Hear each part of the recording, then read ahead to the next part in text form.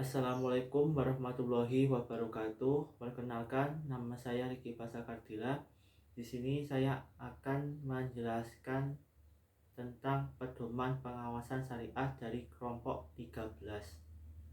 Baik, yang pertama adalah peran dan fungsi DPS. Peran Dewan Pengawas Syariah atau DPS ialah pada dasarnya DPS melanjutkan perpanjangan tangan DSN dalam merealisasikan fatwa yang telah diputuskan oleh DSN. DPS berperan sebagai pengawas dari lembaga keuangan syariah yang mengawasi setiap operasional kegiatan perbankan syariah, baik itu syariah, akuntansi syariah, pasar modal syariah, dan lain-lain, sehingga semua lembaga keuangan syariah dapat berjalan dengan sesuai dengan tuntutan syariat Islam. DPS memiliki peran penting dan strategis dalam penerapan prinsip syariah di perbankan syariah. DPS bertanggung jawab untuk memastikan semua produk dan prosedur bank syariah sesuai dengan prinsip syariah. Karena pentingnya peran DPS ini, maka dua undang-undang di Indonesia mencantumkan keharusan adanya DPS di perusahaan syariah dan lembaga perbankan syariah, yaitu Undang-Undang Nomor 40 Tahun 2007 tentang perseroan terbatas dan Undang-Undang Nomor 21 Tahun 2008 tentang perbankan syariah. Dengan demikian, secara yuridis DPS di lembaga perbankan memiliki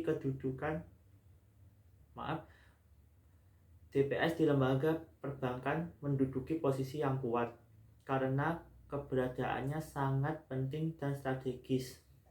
Peran utama para ulama dalam DPS adalah mengawasi jalannya operasional bank sehari-hari agar selalu sesuai dengan ketentuan-ketentuan syariah. Selanjutnya, fungsi Dewan Pengawas Syariah DPS, yaitu yang pertama sebagai penasihat dan pemberi saran kepada direksi, pimpinan kantor cabang syariah mengenai hal-hal yang berkaitan dengan aspek syariah.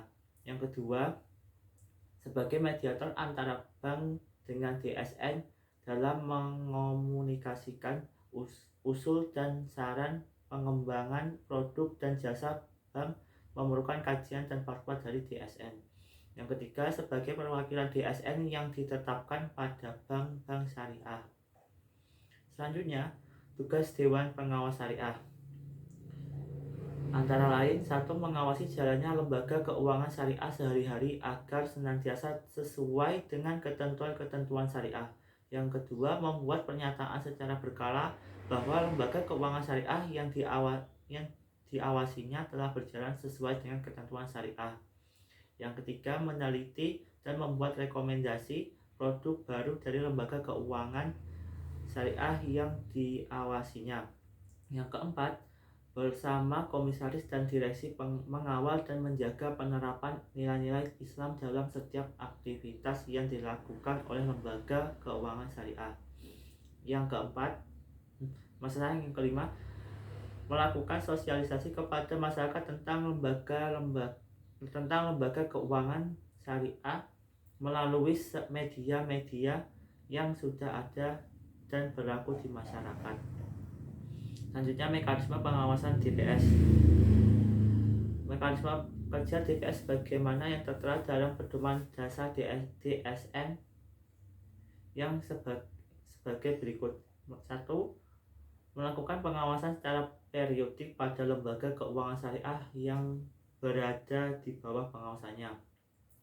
Yang kedua, berkewajiban mengajukan usul-usul pengembangan lembaga keuangan syariah kepada pimpinan lembaga yang bersangkutan dan kepada Dewan Syariah Nasional.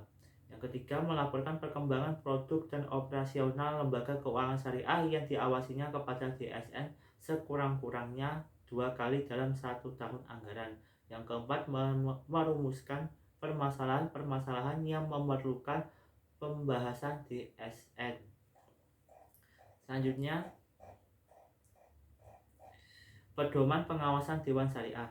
Pedoman dan tata tertib kerja Dewan Syariah disusun sebagai sebagai bagian dari komitmen BCA Syariah dalam menerapkan tata kelola perusahaan yang baik.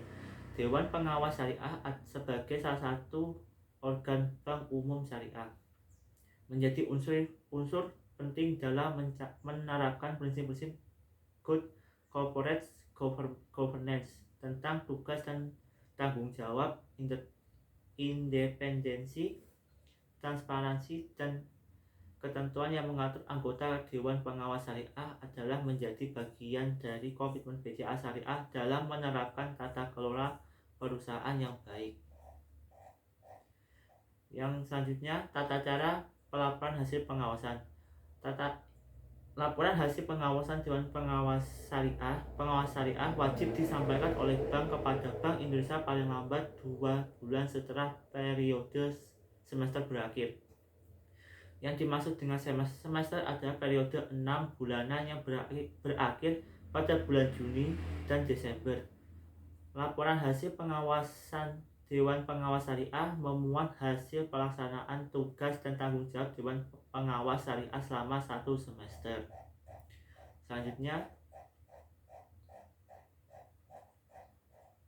efektivitas pelaksanaan pengawasan Dewan Pengawas Syariah. Suatu kinerja di sebuah lembaga keuangan bisa dikatakan efektif apabila kinerja telah mencapai tujuan dan standar yang ditetapkan.